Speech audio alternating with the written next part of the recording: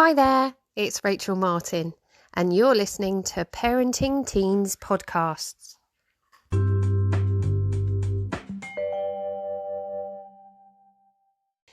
This week, I've decided to look at how to let go and allow your teen to make their own mistakes or fail. So what do I mean by fail or mistakes? Well, what it basically comes down to is to allow your teen to feel uncomfortable. I know, right? You want me to watch my baby suffer and struggle? Well, yeah, sort of. I kind of do. You need to allow them to look at themselves and see how they can influence their path and that their actions have consequences for them and others around them. But before we get too into it, let's look at why this brings up such red flags for us as parents. There's a really solid reason for why we find this so hard, and I think it's worth me sharing with you.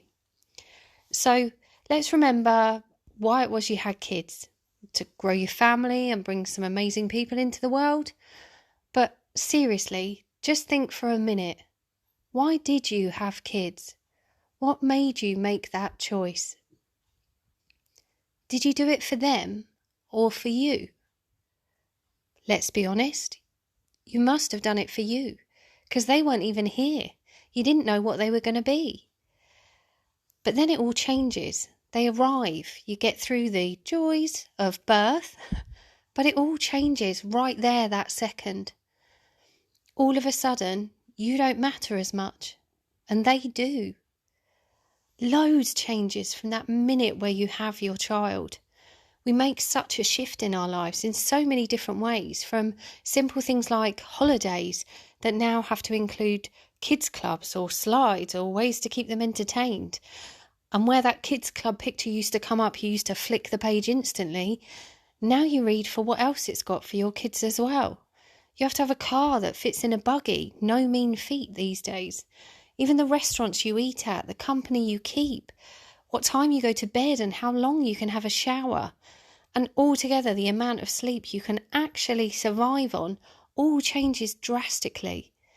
It changes in a heartbeat, and you do it just to bring around those smiles, those milestones, because they were beautiful, right?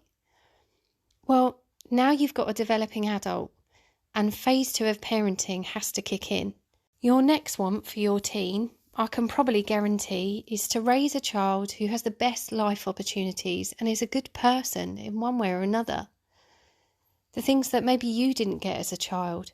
You want them to enjoy all the wonders of the world and have every chance they can to live a long, happy life. Well, I'm really sorry to bring you out of Disneyland, but no one lives in a completely happy, contented life 100% of the time. It's just not what life is.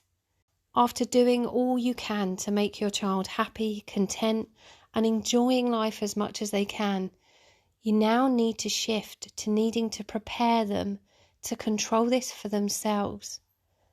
Learning what this means for them and exactly how it feels in the big wide world.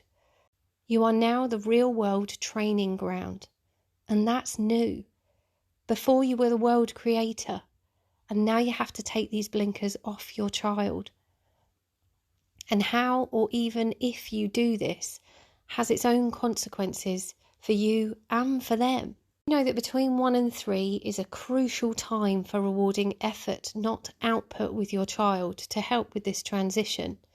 Now don't panic, I realise you are way past year 3 with your child. It's definitely not too late to help with this. But that's how early on our children start to prepare for the bigger world. It isn't a coincidence that at the point you're changing their view of the world and what their role is in it, their brains are going through huge, massive development as well. This creates loads of opportunity for you to be able to take those blinkers off and for them to be able to learn to cope. That's why the two come together at the same time. So there are times when it isn't a grand idea for you to let your teen make a mistake or fail. And I know I beat on about this a lot, but some mistakes can represent real danger or risk. And that's when having boundaries will trump any life learning experience. Having these boundaries in place is critical. There's more about this in my free download if you haven't already got it. The link's on my website if that helps.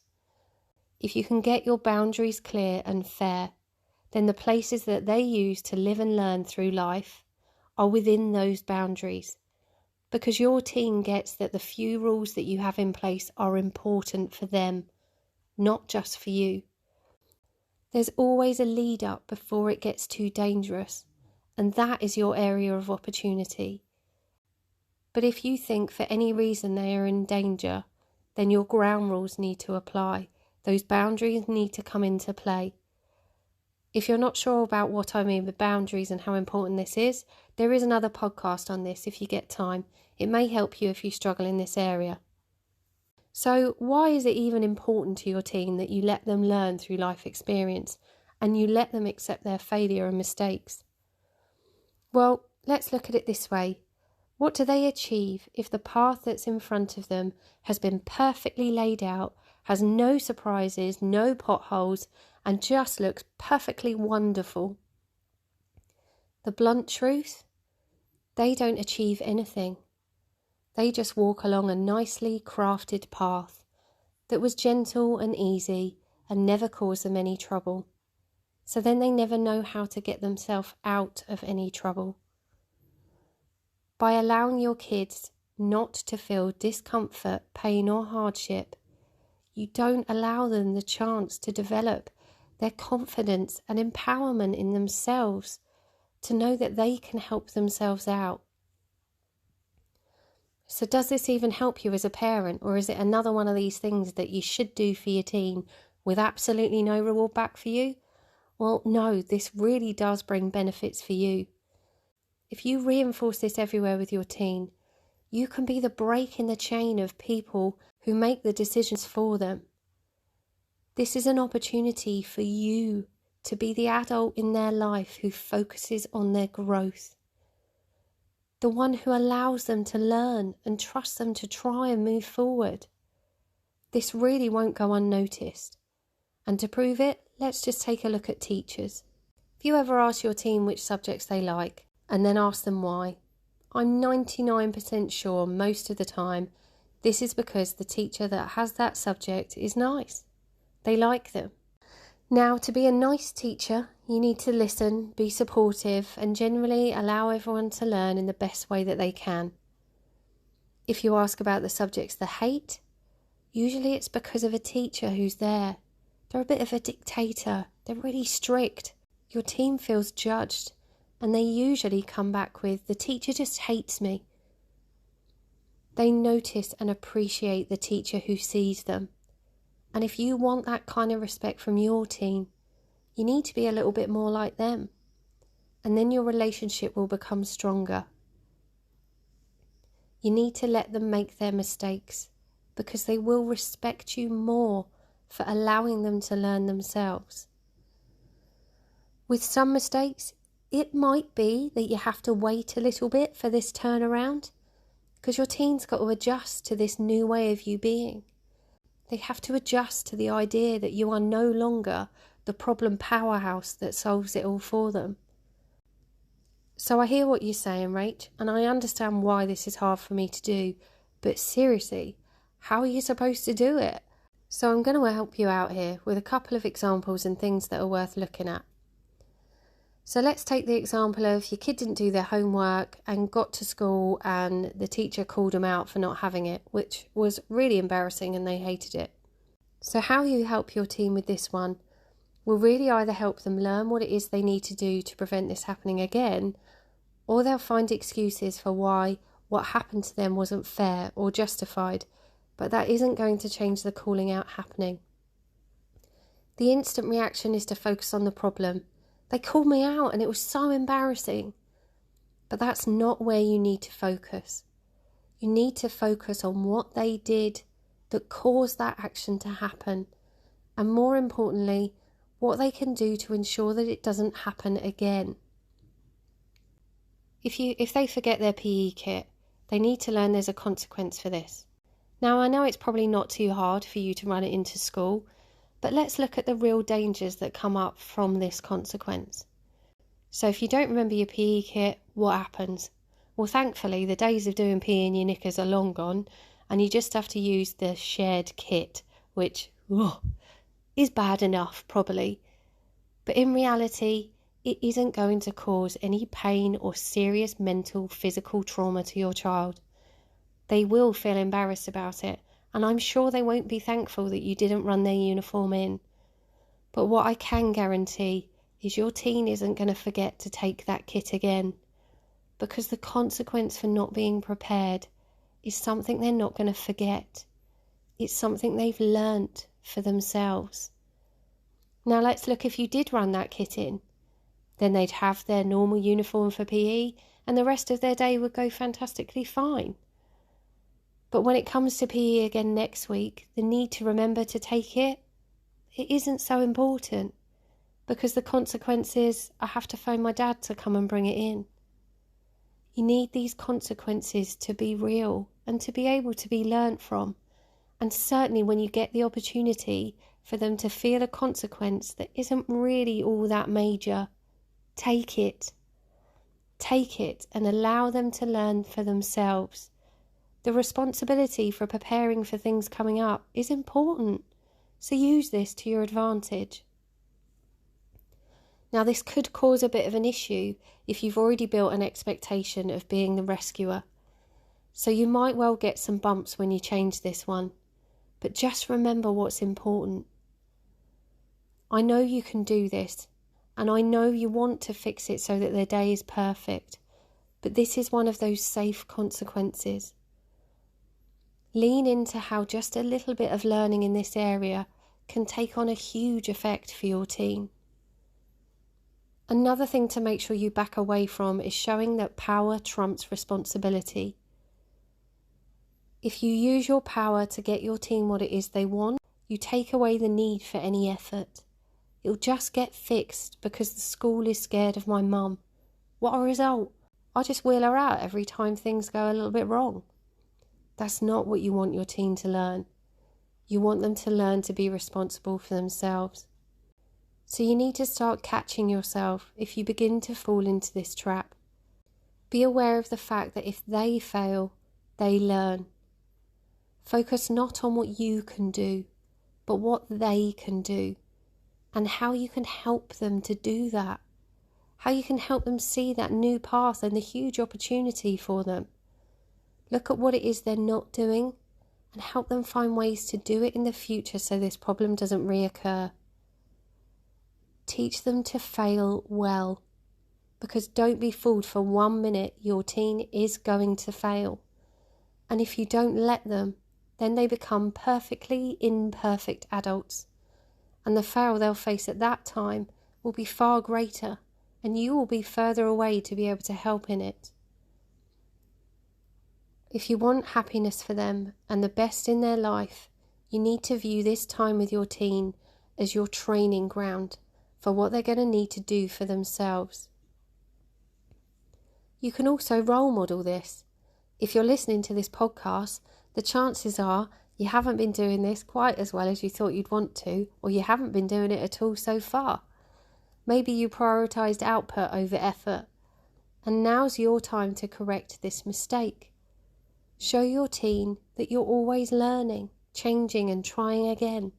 Even you as a parent. None of us are perfect and we all learn in our own ways. But as we become adults, we learn through life experience, and your teen needs to learn how to master this. So instead of cutting the grass and clearing the path for them in that field over the bridge of your teen's future, you want them to take pride in that field of their future ahead of them. When they look back at the path that they've walked along, you want them to feel proud that they got over that pothole, that the surprise wolf hiding behind the tree didn't throw them off course, and they still made it to the path of their future. You don't want them to look back and see a beautiful path lined with flowers and perfectly smooth, with birds in the trees and electric fences stopping any kind of nasty surprises coming in. What sense of achievement does that give them? And let's not forget, beaming down on them from above will be your shining face in the sunshine as the creator of the path they walked. So let them choose their path. Let them navigate the potholes and the wolves that are all included in this. You're not helpless in this journey, but instead of fixing the potholes and the walls, you need to see yourself as, Google Maps instead of path maintenance. They will pull you out of their pocket when they need you. Then you help them face the problem or overcome the mistake. You help them learn from it and see it before it comes next time.